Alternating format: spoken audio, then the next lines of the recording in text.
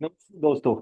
आज हम IDFC first bank के Q4 FY26 के रिजल्ट्स को थोड़ा सा समझने की कोशिश हम यहाँ पे करने वाले हैं दोस्तों। बहुत सारे वीडियोस हमने आईडीएफसी फर्स्ट बैंक पे बनाए हुए हैं। हमारे मॉडल पोर्टफोलियोज का भी पार्ट रह चुका है आईडीएफसी फर्स्ट बैंक। तो डेफिनेटली बहुत सारे questions IDFC first bank related लोगों के आ रहे कि कैसा है एग्जैक्टली ये Q4 का रिजल्ट्स। तो इसमें से कुछ पॉजिटिव पॉइंट्स, कुछ कॉशियस अप्रोच कहाँ कहाँ पे हमने देखना चाहिए, एनालिसिस हमने रखना चाहिए, इसके बारे में एक डिटेल्ड थोड़ा सा एनालिसिस मैं आप लोगों के सामने यहाँ पे प्रेजेंट करने वाला हूँ। जो investor presentation IDFC first bank ने दिया है ऑन स्टॉक एक्सचेंजेस, उसी को रेफर करते हुए ये सारे डिस्कशंस आज हम यहाँ पे करने वाले हैं दोस्तों। सो वीडियो शुरू करने से पहले आप लोगों को एक प्रोमो कोड के बारे में बता दूं दोस्तों। If you want to subscribe to our model portfolios या फिर हमारे रिसर्च प्रोडक्ट्स जैसे कि स्टॉकोमीटर एंड फंडोमीटर, आप उसको सब्सक्राइब करना चाहते हो तो आप रेड ये प्रोमो कोड यूज कर सकते हो, या फिर अगर आप हमारे एग्जिस्टिंग सब्सक्राइबर हो तो आप रिन्यू ये प्रोमो कोड भी यूज कर सकते हो। और काफी अट्रैक्टिव डिस्काउंट्स आपको हमारे रिसर्च प्रोडक्ट्स पे मिल सकते हैं। जरूर ट्राई कीजिएगा दोस्तों। लास्ट फ्यू इयर्स का अगर परफॉर्मेंस भी आप देखोगे तो काफी अच्छा आउट परफॉर्मेंस हमने बेंचमार्क के अगेंस्ट वहां पे क्रिएट किया हुआ है। तो जरूर सब्सक्राइब कीजिएगा दोस्तों। आइए अब ये एक प्रेजेंटेशन जो है वो आप लोगों के साथ में यहाँ पे शेयर कर रहा हूँ। सो ये at a glance Q4 FY26 के रिजल्ट है। तो ओवरऑल ग्रॉस एडवांसेस यानी कि लोन्स की अगर हम बात करते हैं, सो 20% ईयर ऑन ईयर ये नंबर अप रहा, 4% क्वार्टर ऑन क्वार्टर ये नंबर अप रहा। Gross NPA, net NPA numbers काफी मतलब almost in in a way post merger all time low level पे नजर आ रहे हैं। टोटल डिपॉजिट्स भी ईयर ऑन ईयर काफ़ी अच्छे बढ़े हैं। क्वार्टर ऑन क्वार्टर थोड़ी डिसअपॉइंटमेंट है यहाँ पे, बिकॉज 1% से ही डिपॉजिट ग्रोथ हुई है।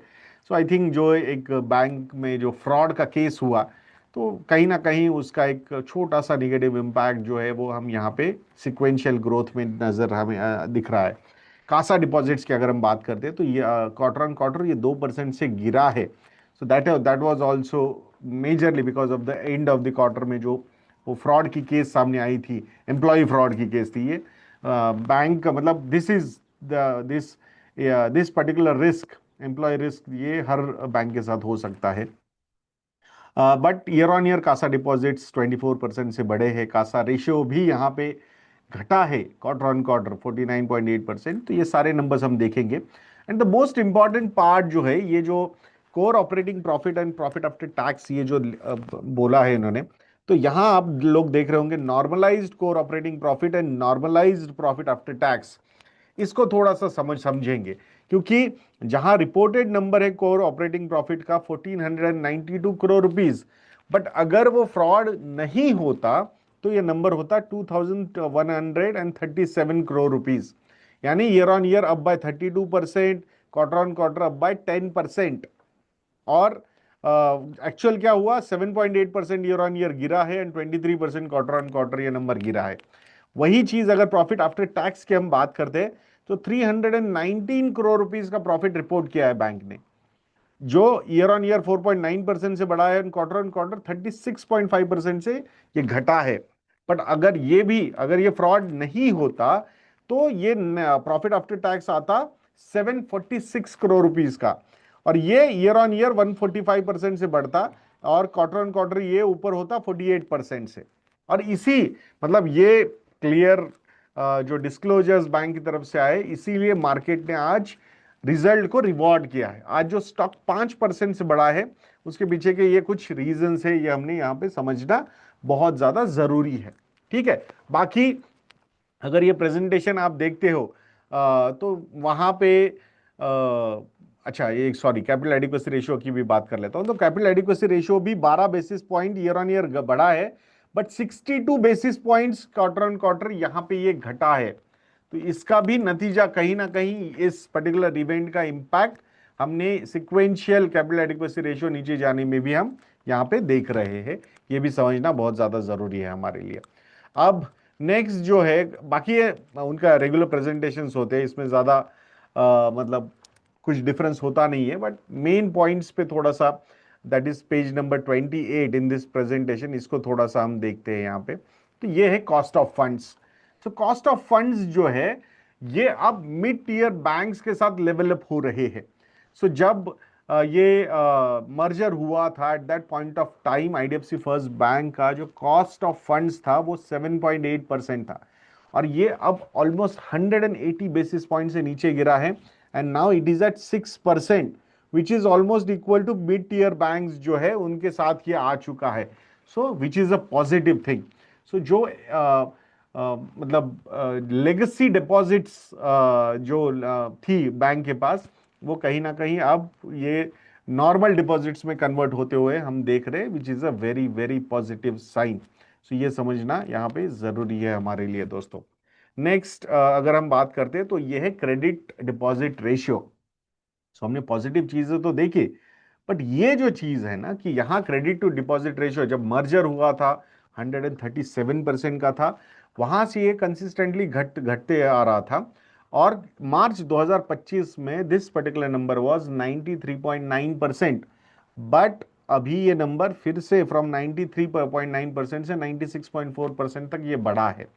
So credit to deposit ratio की अगर हम यहाँ पे बात करते हैं, तो हेल्दी कहां पे माना जाता है क्रेडिट टू डिपॉजिट रेशियो? अगर ये credit to deposit ratio around 80-85% something उस रेंज में, 85 to 95% के बीच में, ये एग्रेशन माना जाता है कि एग्रेसिव लेंडिंग। बट अगर 85% के नीचे अगर वो रहता है तो ये काफी अच्छा नंबर माना जाता है।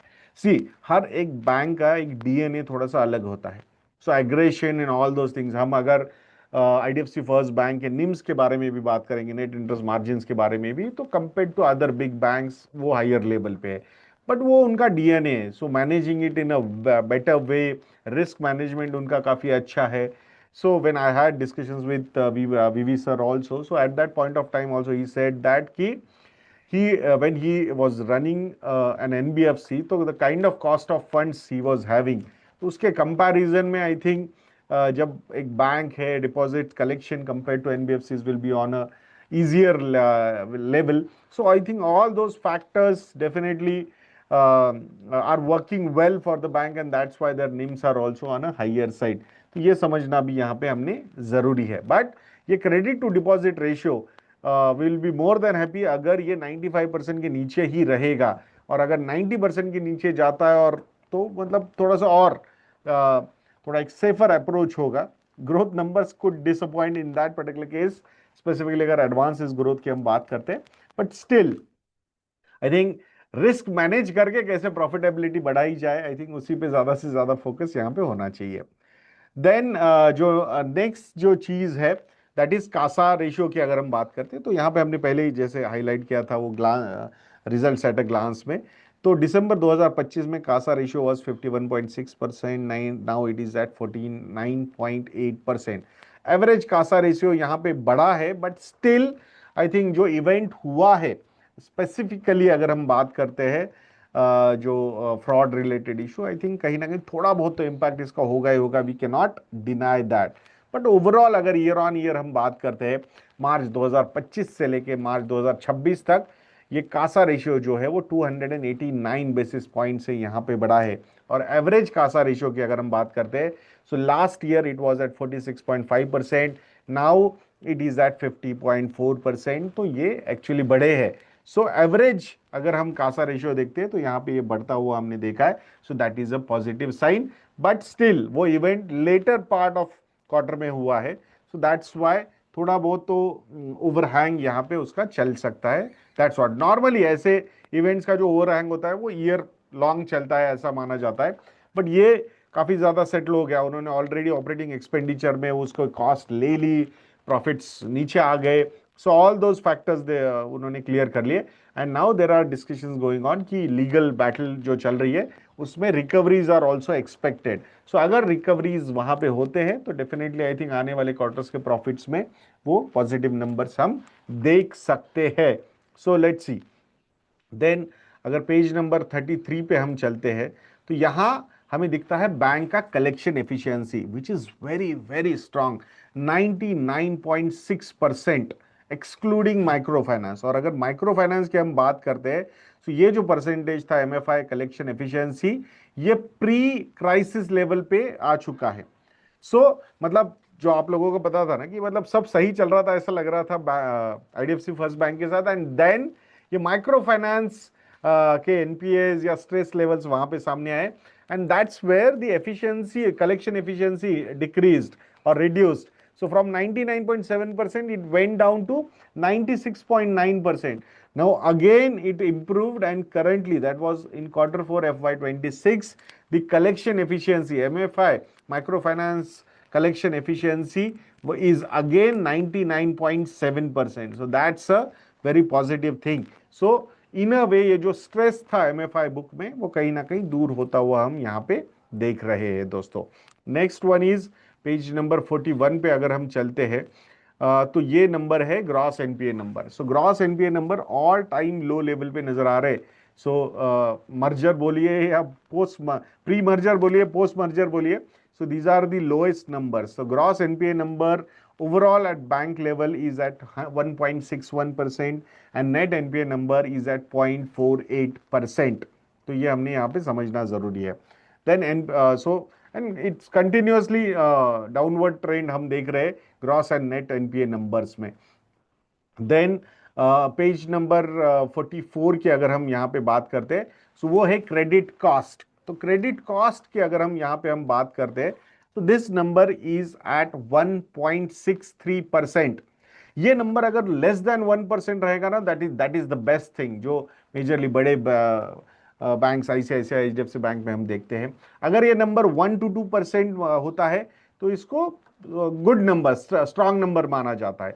ये अगर 2% के ऊपर चला जाता है तो वो रिस्की होता है, और 3% के ऊपर जाता है तो अंडर राइटिंग में प्रॉब्लम है ऐसा माना जाता है।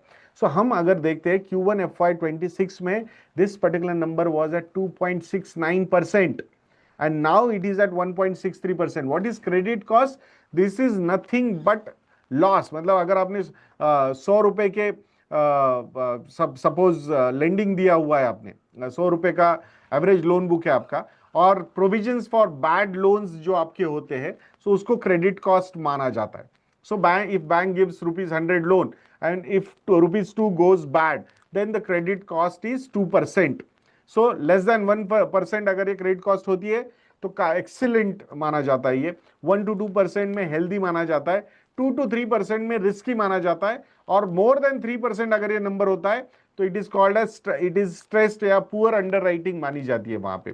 तो ये सारे फैक्टर्स यहाँ पे हमने समझने चाहिए दोस्तों। सो 1.63% का ये number, this is a strong number. Credit cost ये लोअर साइड में जाती हुई, which is a very positive thing.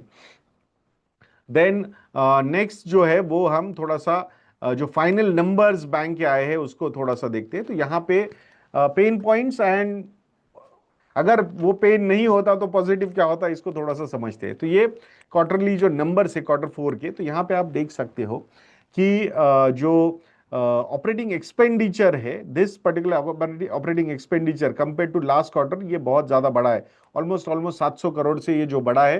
This is nothing but वो जो चंडीगढ़ ब्रांच में जो फ्रॉड हुआ था वो उन्होंने पूरा का पूरा अपने बैलेंस शीट पे यहाँ पे ले लिया है, एंड मतलब प्री प्रोविजनिंग या फिर ऑपरेटिंग एक्सपेंडिचर में ही वो कॉस्ट ऐड कर दी है। So pre provisioning operating profit ही यहाँ पे नीचे गया है, from 2033 crore to 1333 crore rupees.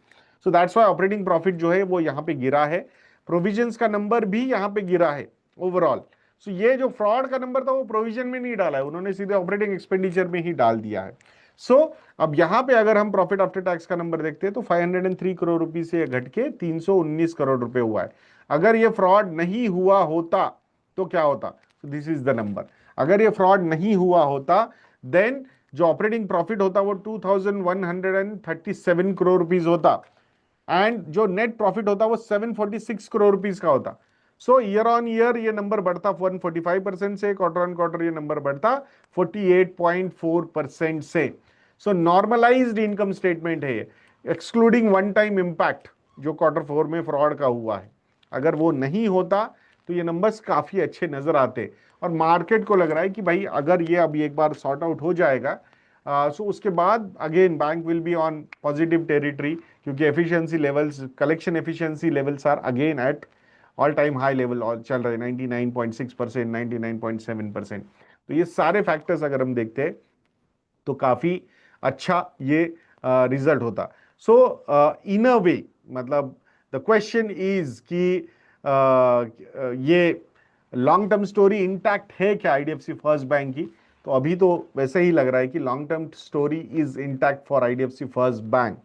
सो अब यहाँ पे कोई negative surprises event, specific one off event अगर होते हैं तो definitely nobody can predict them, but अगर ओवरऑल प्रोसेसेस अच्छे रखेंगे, इससे भी काफ़ी लर्निंग्स मिल सकते हैं। So then we should expect कि अगेन वो जो पॉजिटिव टेरिटरी है इनकी अच्छे रिजल्ट्स देने की, उसको अगर वापस ये रिगेन करते हैं, so then things could be much better in coming quarters and years. So let's see क्या होता है। सो अगर दोस्तों if you want to know whether हमारे पोर्टफोलियोज में कहाँ कहाँ पे कैसे एलोकेशन है, कौन से स्टॉक्स को या म्यूचुअल फंड्स को, तो आप हमारी वेबसाइट investindia.in को विजिट कर सकते हो और हमारे रिसर्च प्रोडक्ट्स को सब्सक्राइब कर सकते हो। तो ऐसे वीडियोस के लिए चैनल पे बने रहिए, वीडियो को लाइक करना, शेयर करना और चैनल को सब्सक्राइब करना बिल्कुल मत भूलना। नेक्स्ट वीडियो में मिलते हैं। जय हिंद।